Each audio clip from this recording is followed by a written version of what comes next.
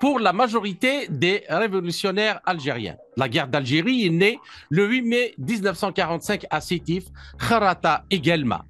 En effet, la répression par l'armée coloniale des manifestations du 8 mai 1945 organisées pour fêter la victoire alliée contre le fascisme et l'Allemagne nazie, qui a fait des milliers de victimes, et dans la mémoire collective algérienne, le véritable point de départ de la guerre de libération nationale du 1er novembre 1954. Cette date est un traumatisme profond aggravé dans la mémoire collective algérienne par l'humiliation des cérémonies de l'Aman le 22 mai 1945 sur la plage de Souk al-Snin près de Béjaïa, où les Algériens sont obligés de demander pardon aux autorités coloniales. La restitution de la vérité sur cet événement qui a fait au moins 15 000 morts selon les dernières estimations est plus que jamais nécessaire à plusieurs titres. En effet, le 1er novembre 1954 est d'abord la résultante, certes lointaine, d'une longue résistance acharnée depuis 1830, date du profond traumatisme de l'invasion coloniale, de sa violence cruelle, de sa conquête et de sa dévastation méthodique devenue silencieuse, puis le recours ultime et légitime d'une revendication pacifique, demeurée longtemps sans réponse, puis sans espoir. C'est également et directement le résultat du 8 mai 1945, dernier avatar de la résistance désordonnée, infructueuse et désespérée du passé, mais aussi le dernier acte de l'autisme et de l'arrogance politique du colonisateur. Il s'agit également et au premier chef d'une rupture de paradigme en directe inspiration de l'extrême violence coloniale du 8 mai 1945, le soulèvement du 1er novembre 1954 inaugure en effet une nouvelle méthode de lutte, un nouveau mode de pensée. Les premiers révolutionnaires qui prennent les armes ne chercheront pas à faire entendre raison à l'autorité coloniale ni à adoucir les rigueurs de son système. Il s'agit, dans la radicalité violente, de reconquérir le pays sur l'occupant colonial, de lui reprendre par la force ce qu'il a pris et gardé par la force. En tant que visionnaire de la révolution algérienne, Aban Ramdan est le premier dirigeant à assumer consciemment et ouvertement cette rupture envers le colonialisme, les partis politiques algériens et leurs méthodes de lutte dépassées par les événements. C'est la première fois, en effet, depuis la conquête et l'occupation coloniale du pays, que des combattants prennent les armes au nom de tous les Algériens et que la lutte est globale et multiforme, nationale, rurale et urbaine, politique, militaire et diplomatique, ouverte sur le reste du monde, qu'elle prend constamment à témoin en se projetant dans l'universel. Le 1er novembre, réapparition de l'Algérie millénaire indépendante dans la modernité du monde, signe à ce titre l'acte de naissance de la modernité algérienne. Un moment d'organisation, de planification, de dépassement du passé, de projection dans un avenir inédit et prometteur. Alors, pour parler de tous ces événements majeurs, leur impact sur la lutte armée algérienne et la future Algérie indépendante, j'ai le plaisir de recevoir depuis Paris le docteur Youssef Girard, historien français et auteur, spécialiste du mouvement national algérien et de la guerre d'Algérie. Youssef Girard, bonjour et merci d'avoir accepté de nous accorder cet entretien. Bonjour à vous et merci pour votre invitation. C'est moi qui vous remercie. Donc, le 8 mai 1945, jour de la signature de l'armistice, des Algériens défilent donc dans les villes d'Algérie. À Sétif, selon des historiens, certains scandent des slogans tels que « bas le colonialisme et l'impérialisme ». Et puis, la police ouvre le feu et les manifestants ripostent, tuant 103 Européens. S'en suivra alors une répression et des massacres faisant plusieurs milliers de morts à Sétif, Kharata et Guelma. Alors, comment expliquez-vous ces événements et quelles sont réellement leurs origines au-delà de ce qui s'est passé durant les manifestations ce jour-là? Alors, pour moi, les événements du 8 mai 45, ils peuvent s'inscrire dans une double temporalité, hein. Le temps long de la résistance et de la répression coloniale, hein, qui remonte à la conquête génocidaire de l'Algérie à partir de 1830, dont vous avez parlé en introduction. Donc, il y a une continuité de la résistance, hein, qui va de l'émir Abdelkader au 8 mai 45, en passant par l'Alafat Mansour, l'insurrection d'El Mokrani et du Cheikh El-Haddad en 1871. Donc, cette résistance, elle s'inscrit il y a une continuité de la résistance. Et face à cette continuité de la résistance du peuple algérien, la réponse des autorités coloniales, c'est le massacre de masse dont en mai 45, la répression des manifestations est une nouvelle expression. Il y a un temps plus court du 8 mai 45, de la répression du 8 mai 45, enfin des manifestations et de la répression, c'est le temps court, c'est celui qui commence avec le débarquement des alliés américains, anglais en Afrique du Nord le 8 novembre 1942. Suite à ce débarquement, le mouvement national algérien, dans sa diversité, va se réunir au sein des AML, des Amis du Manifeste et de la Liberté. Hein. C'est Ferhat Mhm. Abbas qui va publier un manifeste en 43 et autour de ce manifeste vont se réunir les trois grandes tendances du mouvement national algérien, c'est-à-dire les nationalistes réformistes autour de Ferhat Abbas, l'association des oulémas alors dirigée par le Cheikh Bachir el-Ibrahimi et les nationalistes révolutionnaires du PPA alors clandestins. Mhm. Cette répression du 8 mai, elle vise également donc à faire éclater ces AML, à réprimer cette alliance parce que cette alliance, elle remettait en cause la domination coloniale. Et il faut voir justement que la répression ne commence pas le 8 mai, mais qu'elle commence le 18 avril dans la commune mixte de Ksar Chelala, dans le sud du département d'Alger, où Messali Hadj est placé en résidence et dans lequel il y a des manifestations qui sont réprimées. Et après, Messali est exilé à partir de ce moment-là. D'accord. Elle Donc, se, mhm. Allez-y, Elle se allez-y. manifeste également avant le 8 mai, le 1er mai, parce qu'il y a des manifestations le 1er mai également dans différentes villes algériennes, notamment à Alger, à Oran et à Blida, qui font des morts, 4 morts à Alger, un mort à Blida et 2 morts à Oran. Et le 8 mai, il n'y a pas des manifestations dans toutes les villes d'Algérie, justement parce qu'il y a eu cette répression du 1er mai et que les nationalistes ne veulent pas, on craigne qu'il y ait un bain de sang justement à Alger. Par Mhm. exemple, à Alger, les nationalistes ne manifestent pas, ils vont manifester justement à Sétif et c'est à Sétif que ça va dégénérer. Mais la répression, donc, elle vise à réprimer l'ensemble du mouvement national algérien et à tenter de maintenir la domination coloniale intacte dans Donc, en fait, une France qui a été affaiblie. donc, en fait, les prétextes qui ont été avancés, c'était juste un alibi. Il y avait quelque chose de pensé, de préalable, c'est-à-dire à faire en sorte qu'il n'y a pas émergence d'un mouvement national à même de remettre en cause le système colonial. Donc, il y a une espèce de continuité, en fait, depuis l'arrivée du colonialisme. C'est la même logique. C'est la logique de là où il y a résistance, il y a répression. Et donc là, dans cette fin de Seconde Guerre mondiale, il y a cette résistance, cette voix algérienne unie qui émerge et qui remet en cause le colonialisme. Et donc là, il faut essayer de revenir au statu quo colonial d'avant 1939.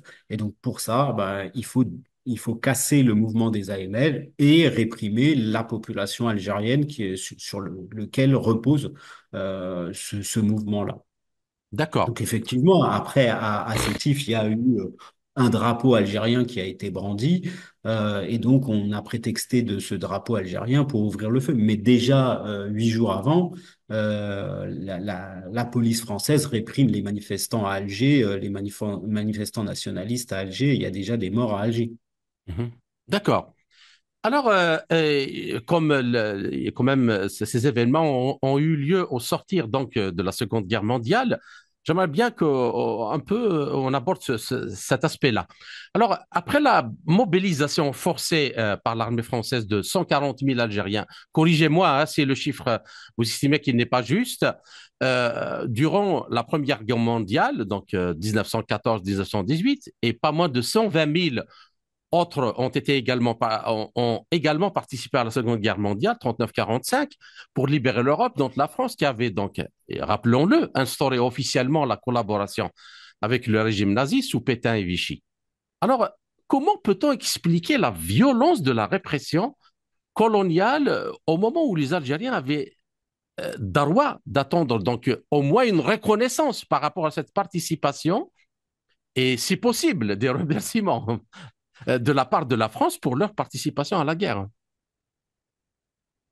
Euh, je répondrai en m'appuyant sur les propos d'un philosophe afro-américain qui s'appelle Charles Mills, qui dans un livre qui a été récemment traduit en français, qui s'appelle Le Contrat racial, explique la violence de la répression des oppositions à la domination coloniale en affirmant ceci. On remarque à maintes reprises le même schéma de massacre systématique.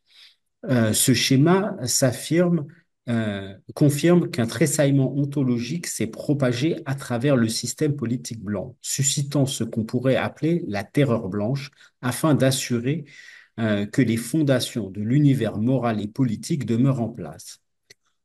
À partir de cette citation, je pense qu'on peut dire que la violente répression du 8 mai 45, elle s'explique avant tout par la volonté des autorités coloniales, mais également des Européens d'Algérie, puisqu'il y a des milices au moment du 8 mai, hein, qui sont des milices constituées par les colons, de préserver justement le statu quo colonial, c'est-à-dire de revenir à l'Algérie coloniale d'avant 1939. Donc, Mhm. face à la montée en puissance du mouvement national, des revendications nationales portées par les AML dont on a déjà parlé, et du fait qu'au sein de ces AML, ce soit les nationalistes révolutionnaires du PPA qui sont devenus les majoritaires à l'intérieur des AML, le massacre, il doit permettre justement de préserver euh, la, euh, la société coloniale, la domination Donc, coloniale, c'est les une hiérarchies sorte raciales. d'une pierre deux coups, c'est-à-dire, premièrement, empêcher toute émergence d'un mouvement indépendantiste. En même temps, on élimine tous ceux qui étaient justement porteurs de ce projet. C'est ça. C'est d'ailleurs la répression, elle touche évidemment les populations civiles, mais elle Mhm. touche les militants du mouvement national. Il y a énormément de militants qui sont arrêtés. Ah, Messali, par exemple, est envoyé en exil, mais énormément de militants sont arrêtés, assignés à résidence, envoyés en prison, évidemment torturés pendant ces arrestations. Donc, il y a énormément de militants qui vont être arrêtés et ceux qui ne sont pas arrêtés en mai 1945 sont obligés de passer dans la clandestinité absolue. Ils ne peuvent plus avoir d'activité légale ou en tous les cas à visage découvert, c'est plus possible. Donc, il y a une énorme répression qui s'abat à ce moment-là sur l'ensemble du mouvement national. J'ai cité Messali, mais le Cheikh Bachir Ibrahimi et Ferhat Abbas sont également arrêtés à ce moment-là. D'accord. Alors, par rapport justement, avant de passer à la question suivante, aux chiffres du nombre de victimes. Alors, moi, ce que j'ai trouvé, selon certaines études américaines, ils disent c'est 15 000, entre 10 000, 15 000. Est-ce que ces chiffres-là sont remis, comment dirais-je, à jour? Est-ce que c'est vrai, c'est pas vrai, c'est plus, c'est moins? Qu'en pensez-vous? Alors, sur les chiffres, c'est très, très compliqué sur le 8 mai 45. Les nationalistes ont donné le chiffre de 45 000. Mhm. Souvent, en France, on dit c'est beaucoup trop. Sur quoi s'appuient les nationalistes algériens pour exprimer le chiffre de 45 000? Ils s'appuient sur ce qu'à l'époque a dit le consul américain à Alger. Mhm, Moi, la question en tant qu'historien que je me pose, c'est pourquoi on n'est pas allé chercher, puisque à l'époque, il y avait des troupes américaines en Algérie, pourquoi est-ce qu'on n'est pas allé chercher dans les archives américaines qui sont ouvertes, hein, les archives américaines sont ouvertes à 10 ans, pas comme les archives françaises. Donc, elles sont ouvertes. Pourquoi il n'y a personne qui est allé chercher dans les archives américaines pour savoir sur quelles données s'appuyait le consul américain pour donner ce chiffre-là? Mais mhm. au-delà du chiffre, moi, il y a une question qui est intéressante, c'est que vous avez donné très exactement le chiffre des Européens qui sont morts. C'est-à-dire qu'il y a 103 Européens qui sont morts en mai 45. Mhm. On n'a pas de chiffre précis sur les Algériens. Ça Ouais. représente quelque chose de fondamental. C'est-à-dire que d'un côté, on dénombre les Européens extrêmement précisément, euh, parce que leur vie compte et que leur vie a une valeur, alors que les Algériens, on peut dire 15 000, 20 000, 30 000, comme si c'était une masse informe, parce que la vie des colonisés, la vie du colonisé n'a pas de valeur, c'est une vie qui est fongible. Et qu'on peut détruire, remplacer, peu importe, et ça montre tout le racisme en fait Mhm. euh, du système colonial. C'est-à-dire qu'on ne sait pas précisément parce que la vie de ces gens-là n'avait pas de valeur pour le système colonial français. D'accord. Alors, Youssef Girard, comment le bain de sang du 8 mai 1947 a-t-il provoqué le choc, disons, salvateur dans lequel les révolutionnaires qui ont déclenché la guerre du 1er novembre 1954, de la libération nationale, ont puisé l'énergie et la résolution pour de vaincre ou mourir, prêts à tous les sacrifices et à tous les excès, dans une rupture totale avec les anciennes méthodes des partis politiques et ayant formé donc l'ossature du mouvement national algérien. Ouais, je pense que pour beaucoup d'Algériens, le massacre alors, il y a deux catégories. Il y a les militants qui sont déjà encartés au PPA, euh, donc au parti du peuple algérien, qui est clandestin à l'époque, qui, eux, avant le 8 mai, sont pour certains d'entre eux déjà dans une optique révolutionnaire, euh, notamment autour de deux groupes, le groupe à Alger, le groupe dit de Bellecour et le groupe dit de la Casbah, qui eux sont déjà dans des situations un peu différentes parce ils avaient pas forcément les mêmes relations avec la direction du parti, sont déjà dans une optique révolutionnaire. Donc Mhm. ça date pas des massacres. Vous pouvez donner Euh, quelques noms si vous les avez en mémoire de alors, ces nationalistes. au cours de ma thèse de doctorat, par exemple, j'ai fait un entretien avec Ahmed Marsas qui m'a Marsas. explicitement m'en dit, voilà, avec le groupe de Bellecour, puisque lui, il était dans le groupe de Bellecour. Bon, ben, ils avaient notamment, ils volaient des armes dans les dépôts d'armes américains, dans les casernes des dépôts d'armes américains, dans un but révolutionnaire de former des groupes d'action pour mener comment dire, la D'accord. révolution. Mais par exemple, il y a des témoignages écrits. Ben Redda, dans son livre sur les origines du 1er 1er novembre, novembre. Mhm. en parle, notamment lui, puisqu'il était plus proche du groupe dit de la Casbah, il parle de ça des actions qui étaient menées par le groupe dit de la Casbah dans cette optique-là. Donc, dans les écrits des nationalistes, hein, on peut trouver déjà ces éléments D'accord. sur la constitution avant le 8 mai de groupes qui sont dans une optique révolutionnaire de lutte armée pour renverser le colonialisme. Après, il y a ce que je disais, il y a le gros de la population algérienne qui va être choqué par évidemment l'ampleur du massacre et ça va créer une rupture. Et particulièrement aussi vous en avez parlé, chez les soldats. C'est-à-dire il y a des soldats qui sont partis se battre en Europe. Mhm. Certains d'ailleurs vont devenir des révolutionnaires, hein. Ahmed Ben Bella a fait Monte Cassino en Italie, il est sorti médaillé, hein. Donc Mhm. c'est pas n'importe qui dans l'histoire du mouvement national algérien Ouais. qui a combattu contre les armes à la main l'armée nazie. Euh, Donc, parmi ces soldats, il y en a qui qui, quand ils n'étaient pas forcément, ils ne savaient pas forcément ce qui se passait en Algérie parce qu'ils étaient sous l'uniforme français en Europe et qui Mhm. vont arriver en Algérie et qui vont découvrir ce qui s'est passé. Et donc, évidemment, pour eux, ça va être un choc. C'est-à-dire que pendant qu'eux se battaient pour libérer l'Europe du nazisme, la troupe coloniale massacrait la population civile algérienne. Et ça, pour eux, évidemment, c'est quelque chose qui va être un choc extrêmement fort. D'accord. Comment alors, dans ce cas-là, la transformation du mouvement national algérien s'est-elle opérée pour enfanter 9 ans plus tard la révolution du 1er novembre 54? Et Alors, qui sont les cadres qui ont joué un rôle majeur dans cette transformation radicale de paradigme révolutionnaire? je crois faut revenir aussi dans les années juste après 45 parce que la rupture elle est pas totale et définitive. Hein. Mhm. D'accord. Le même on pas une rupture totale. Après le massacre, le PPA, donc qui va être la principale structure nationaliste révolutionnaire, va être divisé en trois groupes, hein, mais c'est par volonté de la direction. Une façade légale qui va s'appeler le MTLD, le Mouvement pour le triomphe des libertés démocratiques. Ce MTLD, il va participer aux élections. Il va y avoir une structure clandestine, le PPA, qui va faire de l'agitation politique et de l'agitation politique auprès de la population.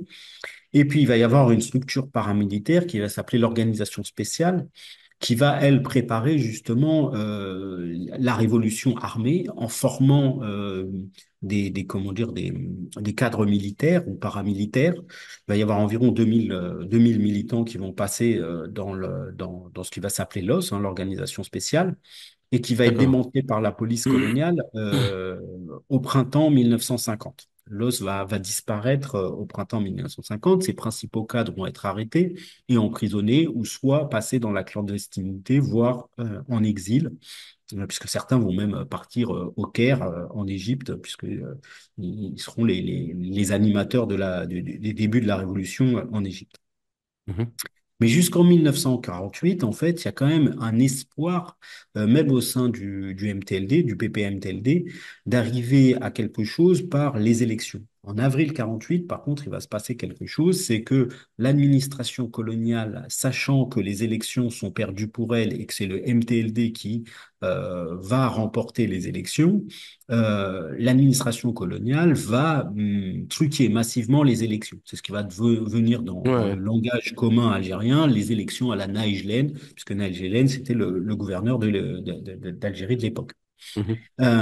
Et donc, à l'époque, le MTLD espérait utiliser les moyens légaux pour arriver progressivement à l'indépendance. Mais le trucage systématique des élections à partir d'avril 48, ça rend impossible le fait justement d'arriver à l'indépendance par des voies légales. Et puis en plus, la répression du mouvement national, ça va faire basculer les militants justement dans de la critique politique à l'emploi de la force armée, notamment parce que dans la répression, il va y avoir le développement de la torture entre guillemets scientifique, c'est-à-dire l'utilisation de l'électricité et de tout un tas de choses qui datent en vérité d'avant la guerre d'Algérie, mais qui se développent justement avec le démantèlement de l'os au printemps 1950. Les personnes arrêtées dans ce cadre de l'os vont être torturées, puisque la torture, en fait, elle s'est scientifique, elle s'est développée durant la Seconde Guerre mondiale en Algérie. Donc cette répression, le trucage des élections plus la répression, ça va pousser comment dire, à la révolution, à la révolution armée.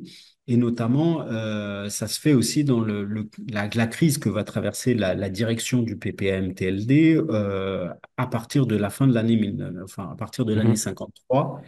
Il va y avoir la direction va rentrer dans une crise et elle va qui va opposer le comité central, donc les gens du comité central, à Messa El Hadj Et dans cette confrontation de la direction du PPM-TLD va apparaître une troisième tendance en dehors du comité central et de la tendance messaliste, qui va se réunir autour du CRUA, et ces gens-là vont être constitués justement d'anciens militants de l'OS qui sont dans la clandestinité depuis 1950. Certains se sont évadés de prison, c'est le cas de Ben Bella et de Messas, Il y a et qui Karim vont... Belkacem qui était déjà au maquis Ouais, en 1947, depuis 47, oui, qu'il oui, avait constitué donc des groupes oui. en Kabylie pour. Oui, oui, oui, mais d'ailleurs, il était responsable de l'os en Kabylie, Karim Mhm, Belkacem. Mais mhm, c'est qu'en fait, au moment du démantèlement de l'os,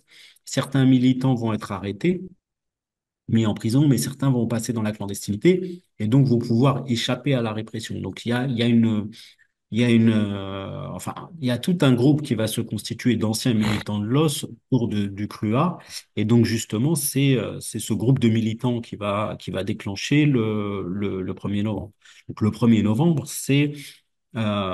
puisque la question que vous me posiez sur ce qui porte le 1er novembre, c'est essentiellement des anciens militants de l'OS, donc de l'organisation spéciale du PPM-TLD, qui sont en Algérie ou à l'étranger, parce qu'il y en a qui seront soit en France aussi, soit au Caire, hein. Ben Bella, Aït Ahmed et Mohamed Rider sont au Caire. Donc, ils vont déclencher ce 1er novembre. Donc, c'est tous des anciens militants de l'OS, en fait, de l'organisation spéciale du PPM-TLD. mhm. Donc, juste pour terminer, cette organisation qui est donc forcément s'est constituée dans la clandestinité, qu'est-ce qu'elle a dans quelle région d'Algérie c'était vraiment éparpillé, où il y avait vraiment quelques de forces donc préparées pour la révolution, et quels étaient ses moyens au déclenchement de la révolution en 54? Les moyens, ils sont assez rudimentaires parce que déjà, les moyens de l'os sont pas très développés, hein. C'est essentiellement des armes qui ont été récupérées dans les stocks militaires, notamment américains, qu'il y avait en Afrique du Nord. Donc, c'est des armes qui sont achetées comme ça clandestinement. Puis, il y a une petite expédition en Libye pour essayer d'aller acheter, pour acheter des fusils, euh, qui a été, euh, qui a été faite à partir des Aurès. Mais effectivement, sur l'ensemble de la carte, en 54, l'os est plus, enfin, les anciens de l'os sont plus ou moins implantés. Il y a des régions, notamment les Aurès, où ils étaient particulièrement bien implantés, alors que dans d'autres régions, c'était beaucoup plus difficile, parce que selon les régions, le niveau de démantèlement de l'os en 1950 n'avait pas été le même en fait. Et donc Mhm, ça va créer des différences. En Oranie, par exemple, ça a été très fortement démantelé. Alors que justement dans les Aurès, il restait plus de possibilités de manœuvre, ce mhm. qui explique les différences qu'il y a eu dans le déclenchement du 1er novembre, selon les régions. Mais l'idée, c'était pas justement une idée régionaliste, hein, chez Absolument, les gens absolument. même s'il y avait des différences Mhm. de capacité d'action, ça voulait pas dire qu'il y avait des différences dans ce que eux envisageaient. Eux, ils Ouais. envisageaient un projet National. oui, c'est ça, de décolonisation de l'ensemble du territoire Et algérien, mais c'est ça d'ailleurs la signifie pas déclaration du 1er novembre le dit exactement. clairement. C'est la première, on peut considérer que c'était la première fois où le mouvement national a une conception d'État-nation, d'une république et d'une citoyenneté surtout, unie malgré la diversité culturelle ou linguistique dont jouit l'Algérie depuis des millénaires. Oui, oui, il y a pas d'idée dont on va libérer une région et puis les Absolument. autres se débrouillent. D'ailleurs, les cadres comment dire, du déclenchement, les zones des wilayas, les responsables de l'OIA n'étaient pas forcément originaires Ouais, ouais, de de la région. l'Algérie, puisque Ben Mehdi était responsable de l'Ouest. Ben Mehdi n'est pas quelqu'un de l'Ouest. On Absolument. l'avait nommé à l'Ouest parce qu'on considérait que c'était un Algérien et que peu importe qu'on soit de l'Ouest, du Sud, du Nord, on était avant tout un Algérien qui devait lutter pour la L'indépendance du pays. décolonisation, l'indépendance nationale de l'ensemble du territoire algérien sans avoir de régionalisme. Alors évidemment, par exemple, Krim Belkacem était en Kabylie, mais parce qu'il était au maquis depuis 45 en, Ouais. en, en Kabylie et pas uniquement parce qu'il était kabyle. Hein. Ouais, ouais, bien C'est pas sûr. la raison de sa Bien nomination sûr. à la tête, c'est parce qu'il était responsable de l'OS clandestin depuis 45 en Kabylie. D'accord. Alors, les nombreuses années qui se sont écoulées depuis la fin de la Seconde Guerre mondiale ont produit des milliers de livres s'y rapportant. Il pourrait sembler qu'il n'aurait dû y avoir aucune lacune dans l'historiographie de ce conflit, le plus sanglant et le plus horrible de l'histoire de l'humanité. Or, tel que cette historiographie est présentée, c'est plutôt le contraire qui est vrai. En effet, les historiens ont bien calculé le nombre exact de chars, de canons, d'avions et de troupes appartenant à chacun des pays concernés, mais n'ont pas réussi à répondre aux questions les plus simples, mais les plus fondamentales. On peut lire, par exemple, sur une page qu'Adolf Hitler prévoyait de conquérir le monde entier, tandis qu'une suivante nous dira, de manière tout à fait inattendue, que l'Allemagne s'est avérée totalement non préparée à la guerre qui a éclaté en septembre 1939. Les nazis souhaitaient seulement attaquer la Pologne et ont spéculé sur le fait que la Grande-Bretagne et la France ne s'aligneraient pas avec elle. Cela donc expliquait le manque de préparation de l'Allemagne à une guerre à grande échelle. Alors, il déclare également que la Wehrmacht était à court de bombes larguées et qu'après la déroute de la France, qui n'a en fait pris que 6 semaines à l'Allemagne, l'armée avait épuisé toutes ses munitions. Ainsi vint donc la question, est-ce ça le genre de préparation à une conquête mondiale? 2 ans plus tard, cependant, Hitler a commis une erreur encore plus grave en attaquant l'Union soviétique. Le compte à rebours pour le Troisième Reich a commencé ce jour-là, le 22 juin 1941, et malgré son succès initial phénoménal, l'Allemagne roulait vers sa ruine imminente car elle s'est retrouvée à combattre sur 2 fronts. Comme le soutiennent unanimement les historiens et les experts militaires, cette guerre simultanée sur les fronts de l'Est et de l'Ouest a condamné la puissance militaire allemande à la destruction totale. Aussi, une autre question, Adolf Hitler et ses généraux auraient-ils pu ne pas prévoir tout cela? Ainsi, qui a financé l'ascension du parti nazi jusqu'à son arrivée au pouvoir alors que l'Allemagne se trouvait en pleine dépression économique, financière et sociale? Pourquoi les puissances européennes, garantes de l'exécution du traité de Versailles, n'ont rien fait pour arrêter le réarmement de l'Allemagne? Et je rajouterai une autre question. Comment y a-t-il donc une continuité de ce qui s'est passé dans ces années-là avec ce que nous voyons aujourd'hui, avec la réapparition du nazisme, du néo-nazisme, en particulier avec ce qui se passe en Ukraine, et toutes ces pressions-là exercées par la Commission européenne ou par les Européens contre tous les chefs d'État européens qui ont décidé de venir à Moscou ce 9 mais pour fêter justement la victoire de la Grande Guerre patriotique contre l'Allemagne nazie. Alors, Youssef Girard, je vous salue à nouveau et merci pour votre patience pour cette seconde partie de notre entretien. Merci à vous.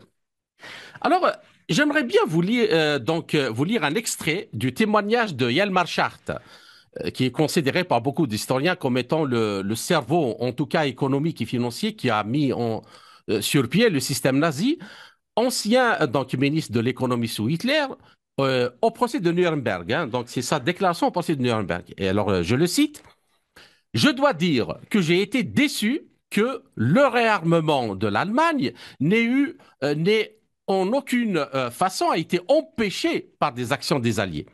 Cette soi-disant donc rupture de contrat de la part de l'Allemagne contre le traité de Versailles a été prise dans le calme, Des missions militaires ont été envoyées en Allemagne pour examiner ce réarmement et des expositions militaires allemandes ont été visitées et tout le reste a été fait.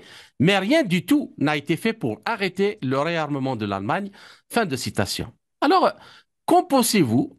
Pourquoi la France et la Grande-Bretagne, qui étaient les garantes de l'application du traité de Versailles, avaient laissé faire jusqu'à la trahison de la Tchécoslovaquie et la partition de la Pologne? Et que pensez-vous de la fameuse formule qui régnait en ce moment-là de la drôle de guerre?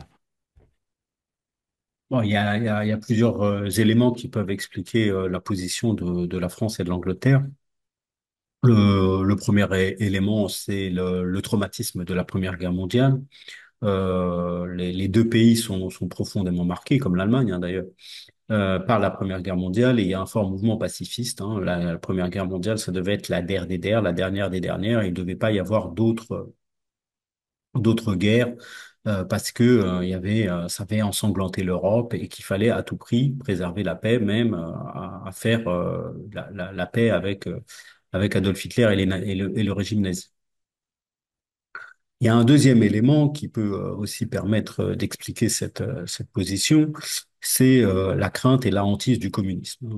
En 1917, le- l'Empire russe connaît une révolution qui est menée par les bolcheviks et qui renverse le système tsariste, mais au-delà du système tsariste,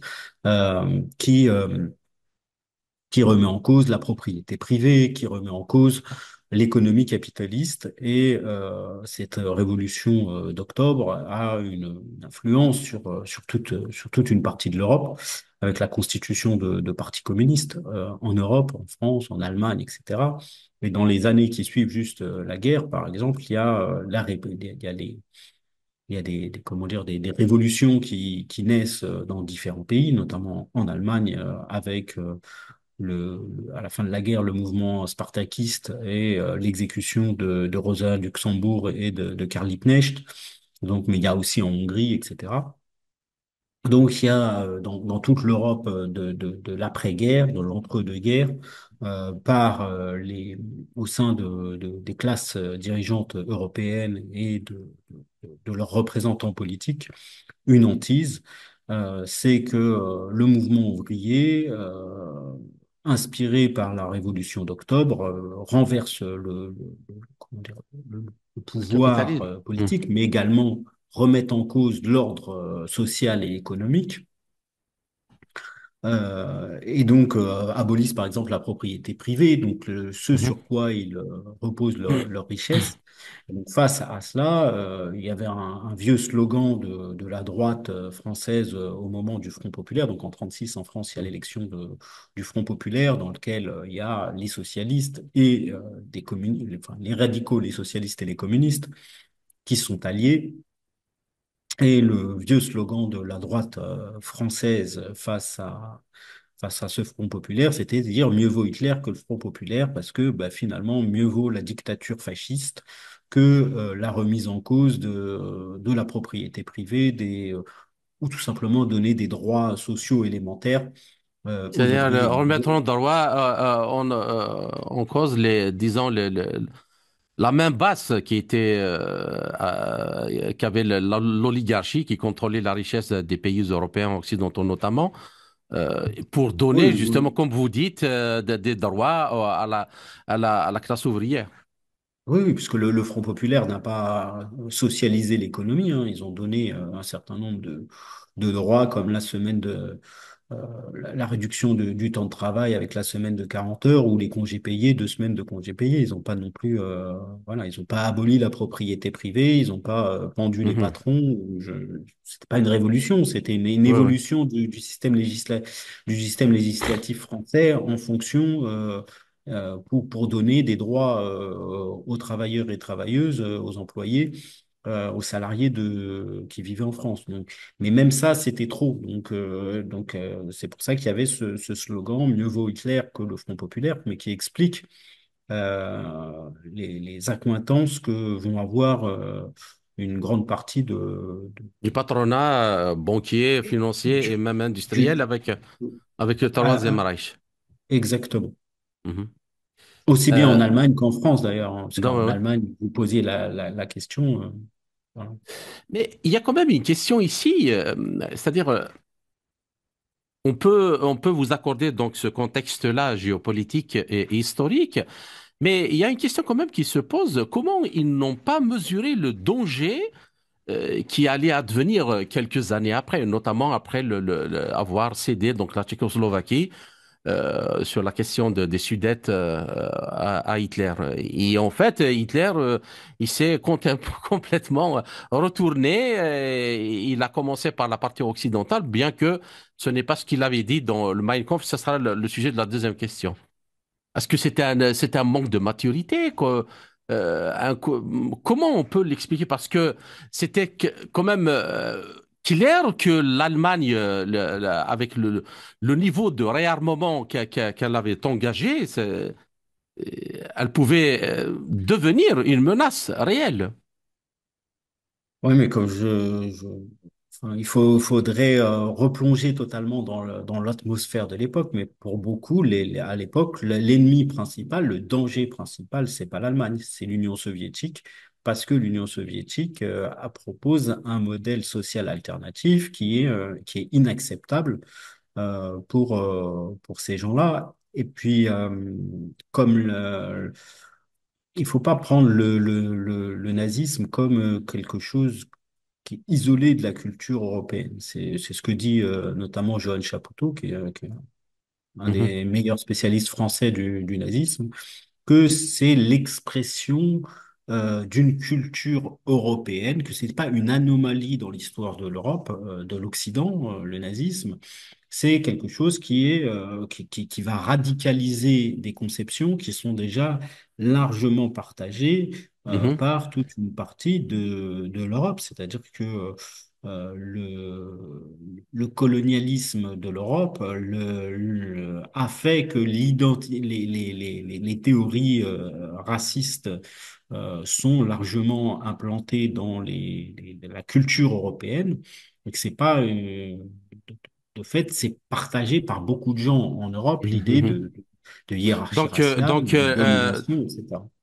en fait, est-ce que vous êtes d'accord avec ceux qui disent que, en fait, et le colonialisme, et le fascisme, le nazisme, et voire actuellement cette faction du sionisme qui est en train de mener un génocide contre le peuple de Gaza actuellement en Palestine, en fait, et ils sont enfantés par la même matrice idéologique raciste et philosophique, donc qui a engendré aussi bien le colonialisme jusqu'à aujourd'hui.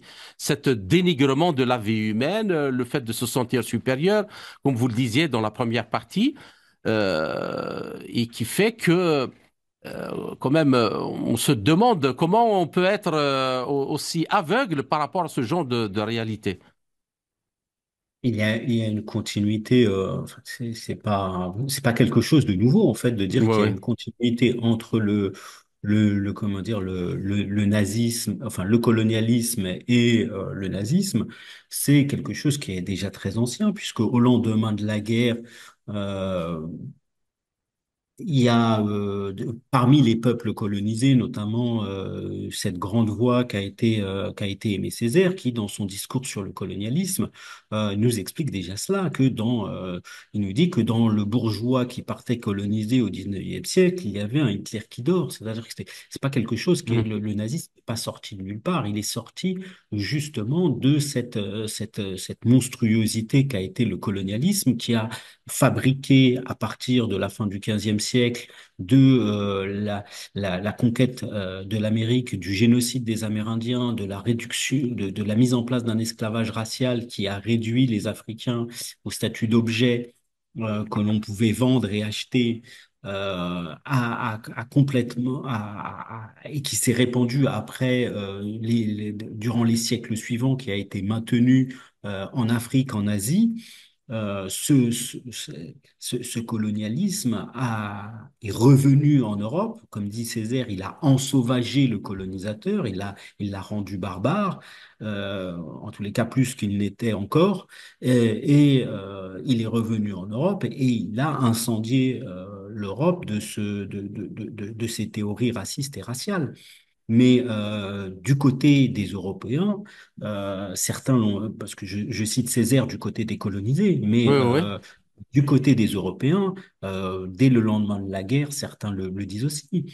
Hannah Arendt, qui n'est pas une femme de gauche, qui n'est pas une anticolonialiste, philosophe qui a fait ses études avec Martin Heidegger, qui était quand même pas un oui, oui. révolutionnaire bolchevique, tout le monde le sait.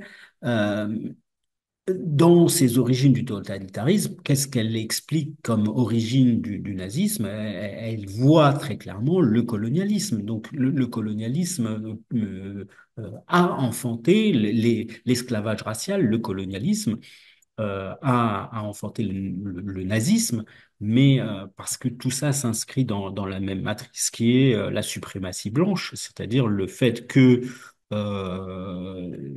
on est en Europe, on est constitué un groupe humain comme étant blanc, défini comme blanc, et que ce groupe humain défini comme blanc serait supérieur au reste de l'humanité et donc aurait le droit de vie ou de mort, et surtout de mort, sur ceux qui sont considérés justement comme des infrahumains parce que, ils sont définis comme racialement autres. D'accord. Donc, par rapport à ça, quand la plupart donc, des Européens pensent au cauchemar de la guerre, de la Seconde Guerre mondiale, je veux dire, ils pensent avant tout donc, aux événements survenus sur le continent européen. Mais l'Afrique du Nord n'a pas été donc épargnée par ce déferlement de haine et de violence.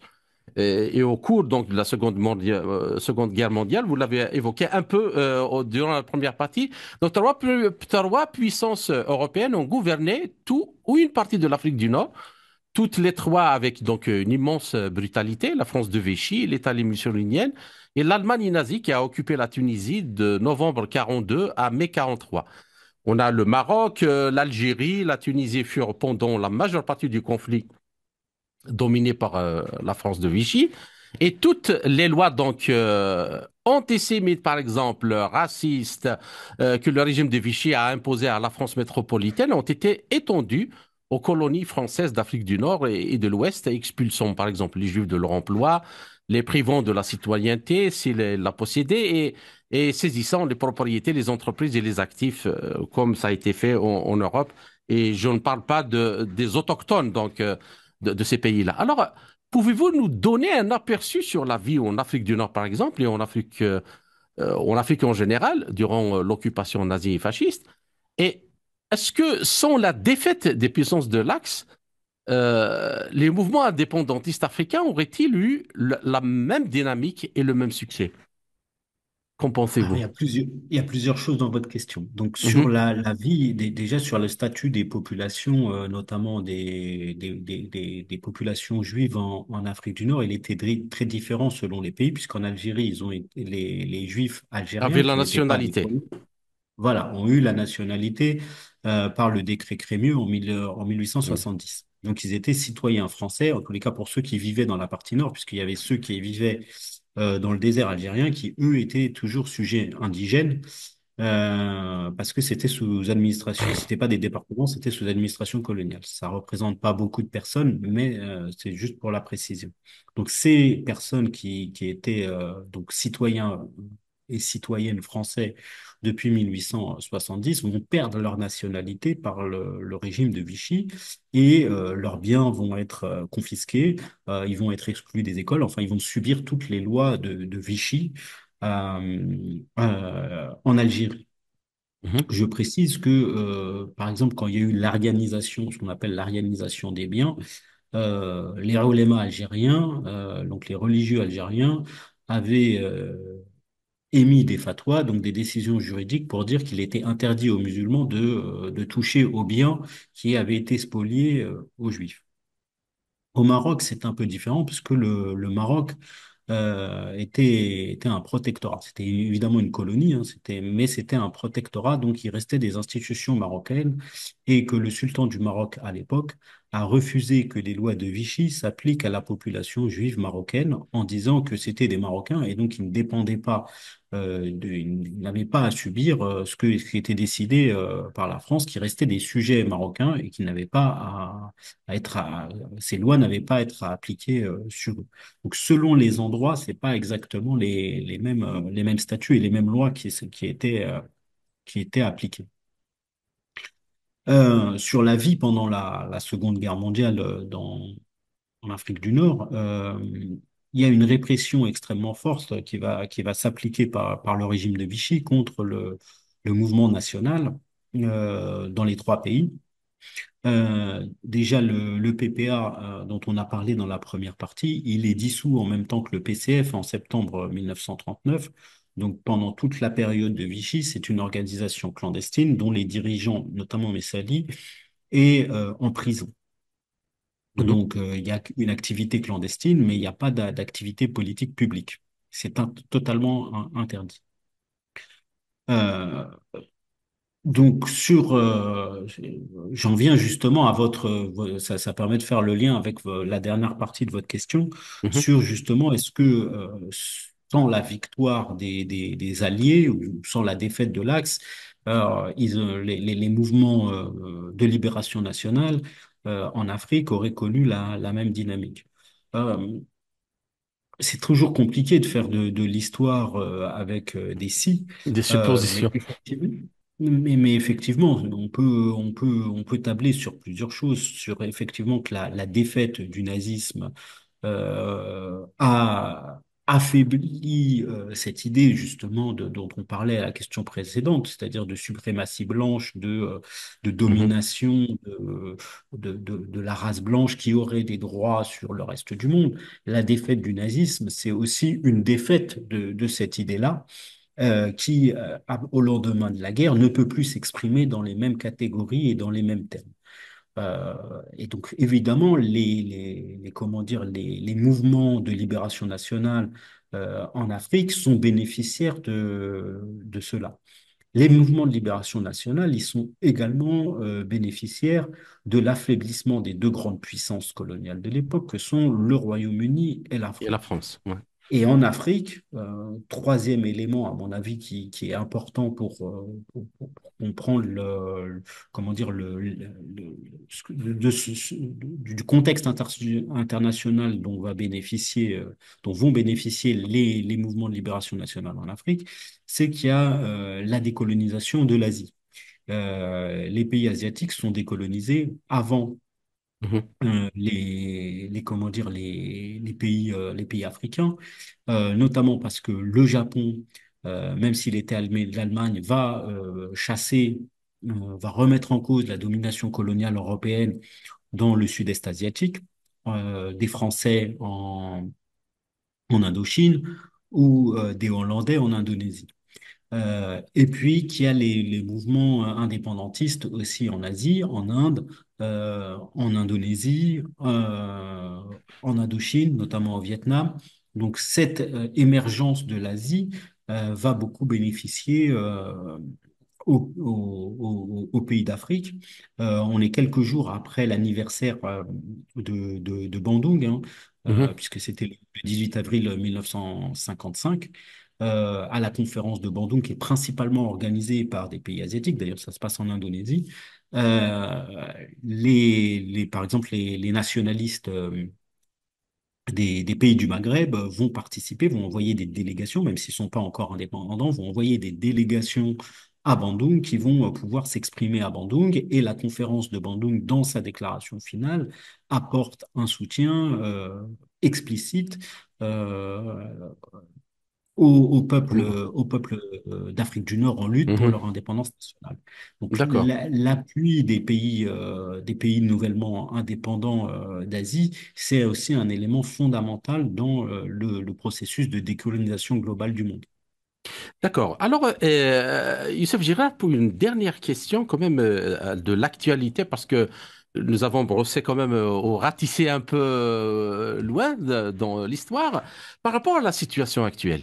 Alors, L'Union soviétique, et c'est l'Union soviétique qui a joué un rôle déterminant dans la victoire contre le nazisme. 27 millions de victimes. La bataille de Stalingrad en témoigne. C'était à partir de la bataille de Stalingrad que la Wehrmacht avait perdu tous ses moyens d'initiative stratégique et elle a commencé à se replier. Et le débarquement de Normandie que les alliés occidentaux donc disent comme étant la bataille ou le débarquement qui a mis fin au nazisme. En réalité, c'est le front Est qui a créé le contexte de ce débarquement. Déjà, même pendant l'opération de débarquement, s'il n'y avait pas eu l'opération Bagration lancée par Staline 9 jours avant, il n'y aurait pas eu, parce qu'il y avait des dizaines et des dizaines et des dizaines de divisions allemandes qui étaient sur le front Est.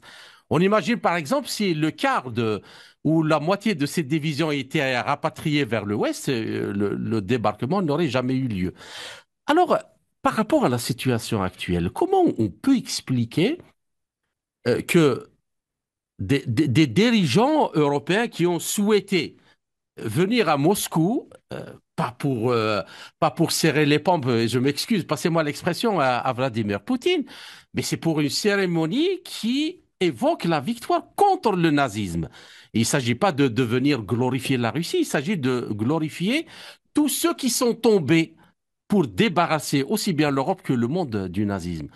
Et, et pourquoi donc cette agressivité et cette volonté tout le temps de nier le rôle de l'Union soviétique dans la victoire durant la Seconde Guerre mondiale? Moi, je pense qu'il y a deux éléments qu'on peut mettre en avant. Il y a le premier élément dont on a un peu parlé, c'est-à-dire que l'Union soviétique était porteuse d'une idéologie, le communisme, qui, dans le monde actuel dominé par le néolibéralisme n'est pas le bienvenu. Rappelez que ce sont des marxistes, que c'est un État qui se réclamait du marxisme qui a vaincu le nazisme. C'est pas forcément quelque chose qui plaît beaucoup, j'imagine, à beaucoup de dirigeants européens ou nord-américains actuellement. Je suis pas sûr que Monsieur Trump ait le capital de Marx comme libre de chevet. Euh, Ça, c'est un premier élément idéologique. Après, il y a un élément de politique immédiate qui est, personne n'ignore que l'Europe et l'Amérique du Nord sont en conflit, dans une espèce de nouvelle guerre froide avec la Russie ou d'autres pays comme la Chine. Puisque c'est pareil, vous parliez de la contribution soviétique, évidemment, qui est fondamentale pour battre le nazisme. On oublie souvent en Europe la participation chinoise Absolument. à cette Seconde Guerre mondiale, alors que la Chine est un pays qui perd énormément d'hommes aussi Ouais, en dans la guerre. Mandchourie. Évidemment, c'est contre le Japon, mais pas pas contre l'Allemagne, mais il y a une participation chinoise extrêmement importante à cette guerre qui est systématiquement passée sous silence, mais qui ne sont pas pour des raisons historiques. Je pense que tout historien sérieux sait très bien quelle a été la contribution de l'Union soviétique et de l'armée rouge à la victoire sur le nazisme. C'est une position purement politique. Pour vous donner une anecdote qui est assez représentative de cela, l'année dernière, j'étais au Mémorial de Caen, qui est un grand musée en France sur la Seconde Guerre mondiale. Et à l'entrée du mémorial, il y a tout un tas de drapeaux qui sont déployés. Et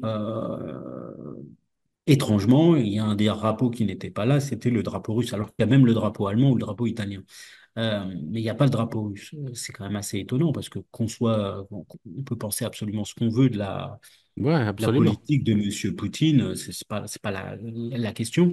Il y a une question de réalité historique, comme vous l'avez rappelé, c'est que l'armée rouge et l'Union soviétique ont une contribution fondamentale dans la victoire sur le nazisme et que c'est l'armée rouge qui rentre dans Berlin. C'est pas une autre armée qui rentre dans Berlin, c'est l'armée rouge. Tout le monde connaît cette photo qui a été reconstituée d'ailleurs après, mais qui est symbolique, où on voit un soldat soviétique planter le drapeau soviétique sur le Reichstag pour symboliser la victoire sur l'Allemagne nazie. Mais on voit donc que c'est ça, c'est des positions strictement politiques qui n'ont rien à voir avec l'histoire et qui sont là pour alimenter une politique et pas pour faire une étude historique sérieuse. Donc, une dernière chose, c'est que justement, parce que ici, les gens, moi, quand je suis venu en Russie, c'est que je me suis rendu compte que cette guerre-là a eu un impact, mais énorme. C'est toutes les familles qui ont été touchées. Et ces souvenirs-là sont encore vivants. Sont encore vivants. Et quand on voit les gens ici, quand ils voient que on aide les néo-nazis, par exemple, et ceux qui se réclament de Stepan Bandera, dont on connaît la collaboration avec le nazisme, se demandent dans quel monde on est. Est-ce que on peut être d'accord ou pas être d'accord sur des choses, mais aller glorifier un ennemi et qui était de surcroît un ennemi commun entre les deux parties, qui n'a pas fait du mal uniquement sur le front Est, il a fait aussi du mal à front Ouest. Les gens sont un peu perdus. Voilà. Donc, chers amis et chers auditeurs, notre entretien arrive à sa fin. Youssef Girard, je vous remercie pour tous ces éclairages. J'espère vous retrouver dans les quelques semaines à venir dans un autre entretien pour traiter d'un autre sujet. Merci encore une fois et à très bientôt. Merci à vous, à bientôt. À bientôt.